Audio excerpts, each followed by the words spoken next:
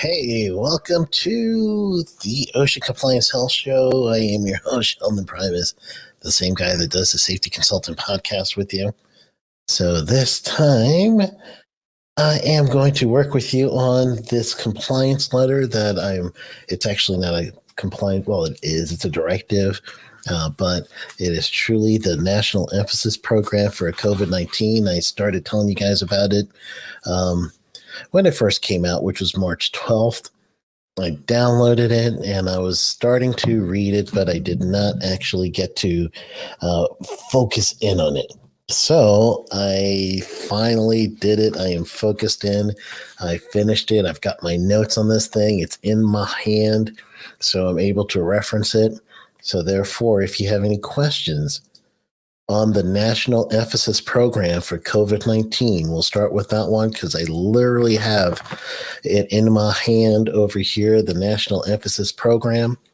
I did my highlighting and went through it and started to truly explain or at least understand what they're doing. So this show, I'm going to go ahead and give you guys to review because obviously it's going to be recorded, so I could use this for my other products if I needed to. So I have it down for posterity's sake, but I also am going to make sure that you guys get a good understanding for it too. So if you have any questions, comments, anything you want, or let's say that you do need some help for OSHA compliance, and especially if you need it right now, I'll help you with it right now. So we could do the right now help. Facebook, you got me over on any of the Facebook channels that's listening to me. Instagram. Actually, it's not on Instagram. It's on Twitch. And we're on 2 YouTube channels right now, safetyconsultant.us and OSHA Compliance Help channels on YouTube. And then we're also streaming live on my LinkedIn. So on my LinkedIn page, welcome everyone. And let's do this thing. So now I'm looking at the compliance directive for COVID-19. If you have any questions, prepare it. But this is it. Look at that. National Emphasis Program, Coronavirus, COVID-19. I've got it in my hand, so that means we are going to be able to answer your questions. So again, if you have a question, I will do it. So until the questions, let's go ahead and read this thing. I was struck by several things on here, and I got to be honest, and I mentioned it. If you have not listened to the Jay Allen Show this week, I am the guest on the Jay Allen Show, and we talk about OSHA compliance. And Jay asked me a question about basically where do you think OSHA is going, like the future of OSHA, like one presentation I used to do. I had to answer it in several different ways. I believe OSHA is going to get more stringent, more compliance enforcement, but then we got stuck on the COVID-19 thing. So I told him I finished reading it, and I'm going to say I still have some trepidation. So let's go for it. The directive itself, it's telling you that this National Emphasis Program, and this is the purpose. So anytime you're going to understand OSHA's guidelines, you want to make sure you know the purpose first. And I'm going to put this up on the screen so you guys could see it as well. And I'm going to OSHA.gov. We're going to go for National Emphasis Program. And then when you get to the National Emphasis Program, you're going to see like a little chart. And then after the little chart, you're going to see the actual PDF. So I'm going to share the PDF version, the thing that I have in my hand right now. And I'm going to put this also in your chat box where you're looking at me right now. So be prepared that I am going to be able, let's do it by tab. Choose that tab. And we will go. There we go. Excellent. All right. So the first thing I'm going to draw your attention to, and let's take me out. So the first thing I'm going to draw your attention to right now is going to be the red. So the red lettering that you're looking at on the very, very top that has the wording in there is it's brand new. So it's saying the CDC CDC has issued new guidance related to recommended precautions for people who are fully vaccinated, which is applicable to activities outside of healthcare and other environments. OSHA is reviewing the current CDC guidance and will update our material accordingly. Until those updates are complete, please refer to CDC guidance for information on measures appropriate for fully vaccinated workers. So I'm going to open this one, another tab. You won't be seeing it because I'm only showing you one tab. So I'm going to check through that one to the interim guidance for fully vaccinated people. They have an infographic too, so that's kind of cool. All right. I like their infographic. I'm looking at it here. So be ready. One thing is coming to you. The first thing in the chat is going to be the National Emphasis Program. So you can see this the same time I'm seeing it. So in the comment period, I am about to post in wherever you're listening to me. You can see the comment. Then the second thing I'm going to put in right now is the CDC thing that was just referenced in that red lettering that I just read to you and you're looking at.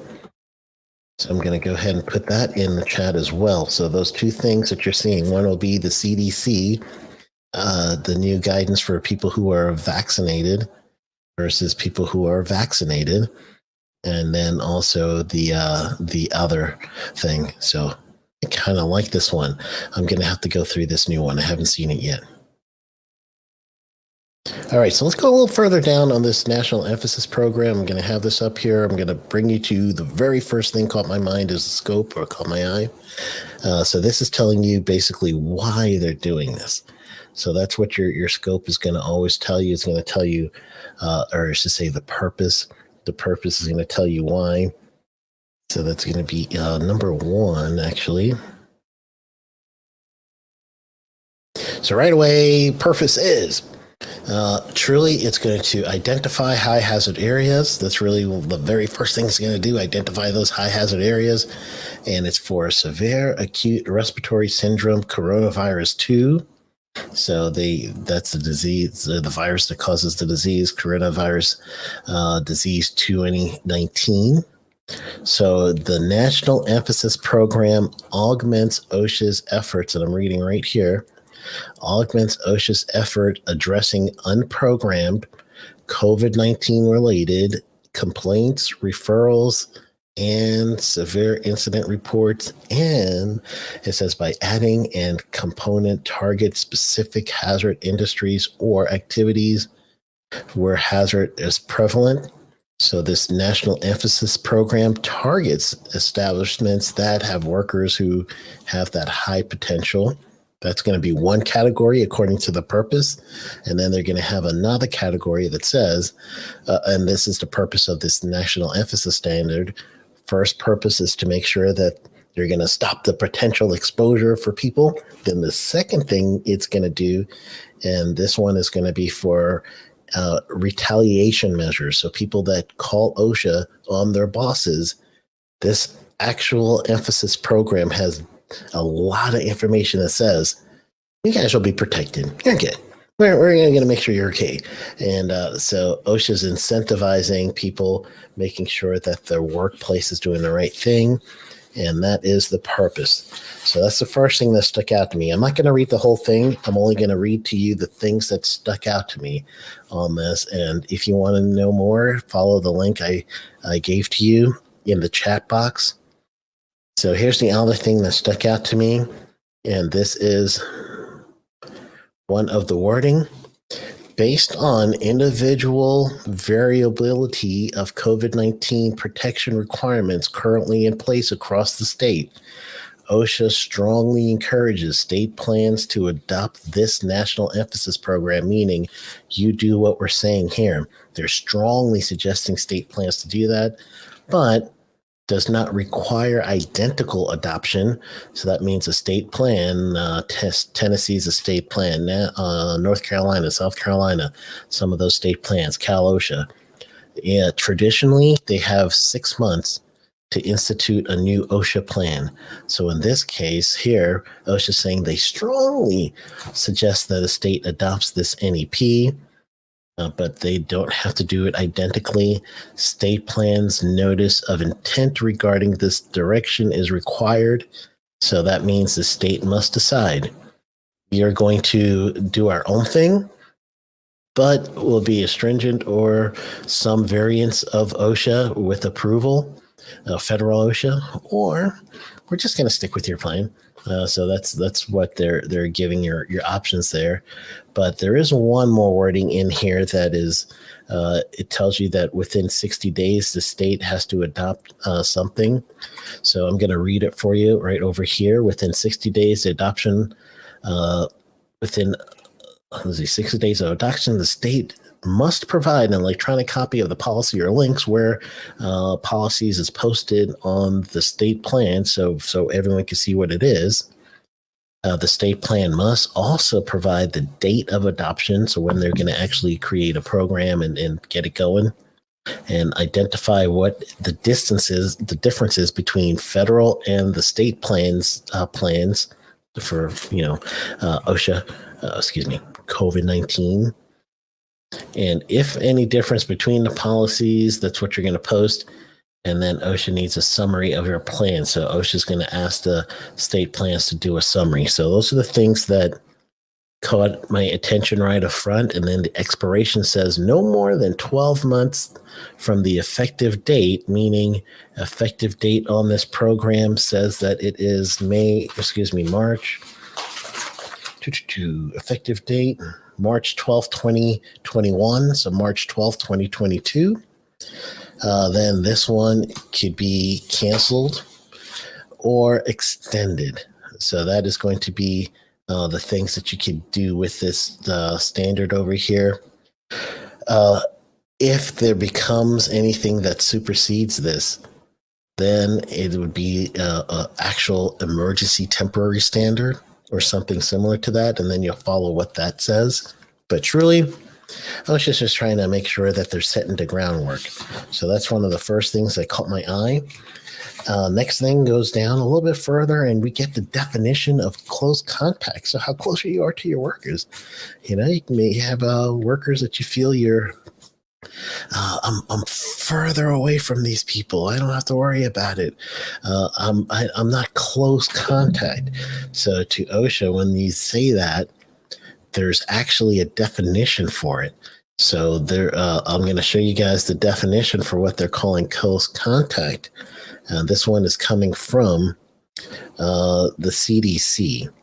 So I'll zoom in a little bit more for you guys so you can see it. So close contact, that's what we're going to be looking at over here. Get a little bit larger, just in case. I'll try it this way. If it gets ridiculous where you can't see, then I'll back off on it. But looks like you can probably read it a little bit better now.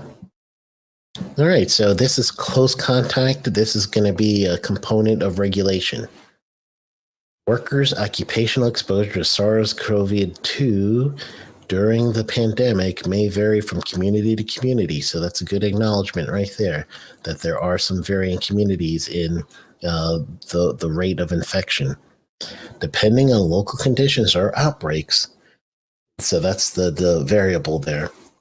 Exposures may depend on a variety of factors, including the physical environment of the workplace. So that's one factor. The type of work activity, that's the second factor. Third, health status of the worker. Okay. Fourth is the ability of the worker to wear face coverings and abide by current CDC guidelines. And then 5, and the need for close contact, and that in parentheses is 6 feet for a total of 15 minutes. All right, close contact. Or more than 24 hours in a period, meaning a period where you're going to be with this individual. So if you're with this individual in a shift, And then the next shift, you're going to come back, which is going to be basically a 16-hour rest. Then you come back on shift. So therefore, you're going to have within a 24-hour period, you're going to have 2 times where you're going to be actually exposed to this individual. That now will be your time frame, if you will, for close contact. And the other condition here is, so now you have the spatial condition. Here's the hazard condition. And those who may be infected with and able to spread SARS-CoV-2 without knowing it, aka asymptomatic. So OSHA is saying close contact equals if I am truly within the 6-foot mark of someone for 15 minutes or within more than a 24-hour period of time, 15 minutes or more within a 24-hour period of time, then I am now in close contact, and this person could be symptomatic or asymptomatic. Doesn't matter. Close contact. And this is where the regulation hinges, this very statement. So if you are going to truly focus in on one thing, that definition is the one to do, because they'll keep referring right back to it. They'll just keep going right back to it. So I would go ahead and look for that. The other thing that caught my attention, and I'll mention it here, and you'll see it a little further down when I show the screen a little bit higher, but they do have here wording about the goal to be accomplished for this targeted program. When you see OSHA say wordings on goals, to them what that means is it's a program evaluation tool, just to prove that they are actually doing what the program is, the money, I should say, that's coming from the management of budget or anything. They're going to prove that they're doing the right thing with the money. And only for them to do that, and the money is, of course, our taxpayer dollars. So the only way for them to do that is to have specific measurable goals. So here is what they're going to see for goals. So I'm going to scroll down a little bit here just so I can show you. It's the same page, but it's just the bottom of this page. The goals are found in number 11. I'm just going to highlight this goal for you. And again, like I told you, it's going to be measurable goals, right? So it's going to be strategic, measurable goals. I'm going to highlight that. Let's scroll up this way. You guys can see it. All right, so here's the goals. I got it nice and highlighted for you. I don't know if you'll be able to read it or not. Put it in the chat if the highlight helps or if it hurts. Just let me know in the chat, and then I'll choose not to do it or to do it by your input. So here it is. The goal of the National Emphasis Program is significantly reduce or eliminate exposure to the SARS-CoV-2 by targeting industries and work sites where employees may have high frequency of close contact. There you go, the wording and the phrasing again. Exposure, and so that's one of the targets and the goals, and therefore controlling the health hazard associated with such exposures. This goal will be accomplished by combination of inspection, targeting, meaning targeting these industries, outreach to employers. So now this is called more of the compliance assistance side. That's a specific compliance assistance, but then they add compliance assistance in general also in there. So that could come from training, that could come from making sure that there's some hotline they could call or posters or something like that. So that's how they're going to accomplish this goal. But over here, we have each region. The goal for this national emphasis program is to continue performing a high percentage of COVID-19 inspections, at least 5% of the region's total assigned inspection goal, which is approximately 1,600 inspections OSHA-wide, state and also federal. So now they're looking to have at least 5% of that particular region to have an inspection goal. What you just have here is an OSHA quota. So it's written right here. You can see it. That is the definition of a quota. So if your region needs to hit their quota of 5%, at least 5% of their inspections to be COVID inspections, they're going to inspect. And they're not just going to inspect and just hang out. They're going to inspect. And the expectation would be that there are citations that come out of this, or why are we sending you there? If there's not any citations, let's go to the next place until we find one. There's a quota we got to meet. So that is what we're seeing over here. There is actually a quota. The word quota isn't in there. It's just my term. Unprogrammed COVID-19 related inspections will continue to be conducted at work sites where employees have high frequency of close contact exposure. Again, that term. So I told you that one term is the key. Make sure you understand close contact and the variables related to it. OSHA anticipates that majority of inspections will continue to occur in general industry. All right, so now we're starting to narrow down where this 5% is going to come from. General industry, particularly in healthcare, based on current OSHA enforcement data showing higher COVID-19 related complaints, referrals, and severe incident reports at healthcare work sites, aka OSHA is saying in this situation that healthcare might be one of the primary places that they're going to go ahead and inspect. So that's really what we're seeing here. All right. So not a bad deal. So again, if you have any questions or any comments, anything that you may want me to go over, let me know, because I am I'm checking back and forth. I've got a couple other things that were hitting my attention. So I am going to make sure I mention it to you guys while I got you here. The quota thing kind of messed with me, right? Underneath there's also a little wording about to ensure abatement and monitoring of effectiveness for OSHA's enforcement and guidance effort. That's also the reason they're going to do this. I'm looking for some justification of why they're doing that, but we'll see where that goes.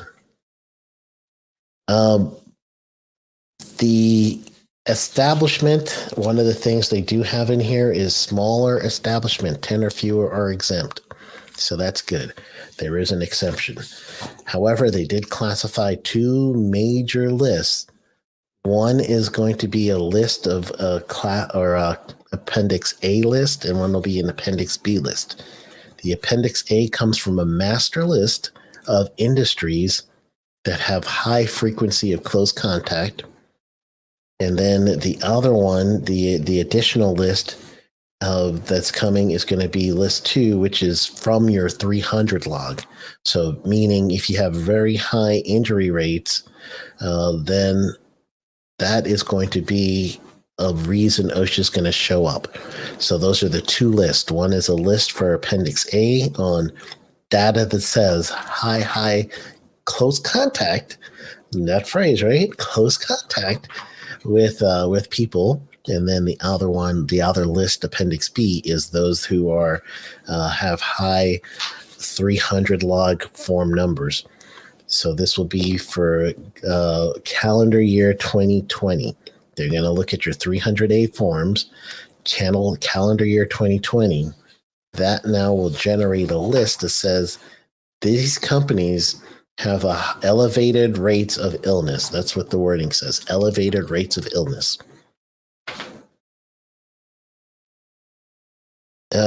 One other thing that I'm going to go, since generally I love doing these right around that half hour to 40-minute mark max. But this one I am going to share my screen with you again, because you need to see this one. This one is the inspection schedule. And the inspection schedule is pretty specific. So this one, I really went through it, and I was like, "Whoa!" They have a lot of nuances to this, including they give provision for remote inspections, meaning they would do maybe a drone or some sort of camera that you could go through. All right, I can't find exactly where this is, but there was one about the high hazard industries and truly how you're going to find them and everything else. There's really good work writing. I might end up having to do two of these because truly it's a very, very, very big document. One good thing, though, that I see here is the whistleblower protection. They really get deep into making sure that workers will be protected if they complain about an unsafe condition.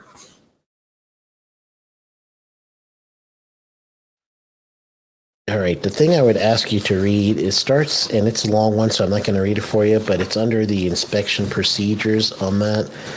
They tell you exactly how an inspection will go.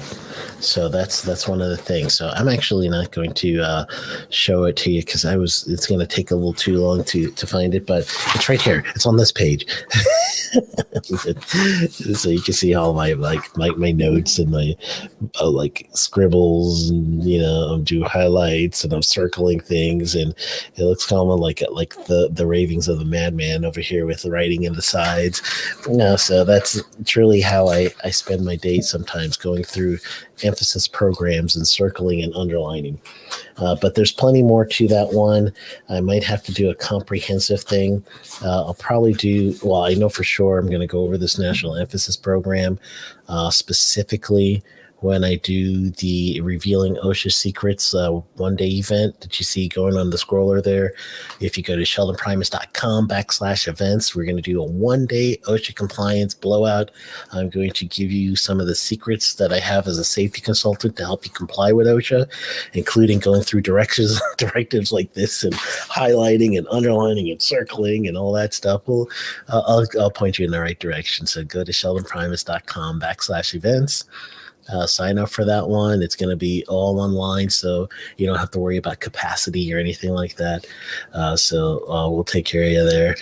And then also, if you have not signed up for safetyconsultant.tv right now, you could be on it for actually a whole month. You could try it out. All the playlists. You can learn how to be a safety consultant going through the playlist. You have handouts that you could get and download, and literally have templates for doing permit required confined space. If you're doing lockout tagout, I've got sample sample programs that you could use. Download the programs and fill in your information that you would need for your clients, or even information that you're going to need for your workforce. So I'm going to save you some time there by doing that. So go ahead, go to safetyconsultant.tv, and you want to put in code Primus. No, not that one. You're going to put in code. What is that one? Safety Consultant TV. Oh, consultant. You're going to do code consultant. CONSA, that one. CUNSULANT. Consultant. It's a long day. I can't believe I've been up since 4:30 my time Eastern, doing typing a whole bunch of courses. So I'm a long day. Forgive me. All right, I am going to go ahead and call it a day. Thank you, everyone, for watching, and truly, I hope this helps you. This is where I normally put in my music to say goodbye. And I will see you guys on the flip side. If you had not had a chance to listen to the podcast, I got Jay Allen on my podcast this week. So me and Jay talk on his podcast. He interviews me, and we talk about OSHA compliance. And then I interview Jay, and that's on my show. And we talk about everything. A little bit about Safety FM. We talk a little bit about COVID-19. We talk a little bit about everything, including his specialty. And Jay's specialty is organizational management, and then also transportation. So it's a lot of fun. So if you had a chance, go ahead and wherever you listen to podcasts, type in Safety Consultant Podcast, and then I'll come up, or just go Sheldon Primus, and I'll come up with that one as well. So you'll be able to listen to that episode with Jay and myself. So that is the Safety Consultant Podcast. So thank you so much. If I don't see you next week, then have yourself a good week. And I got a couple of comments that says, "What's up?" And this is telling me it must be Jay. All right, Jay. Everybody else have a wonderful, wonderful day. Go get 'em.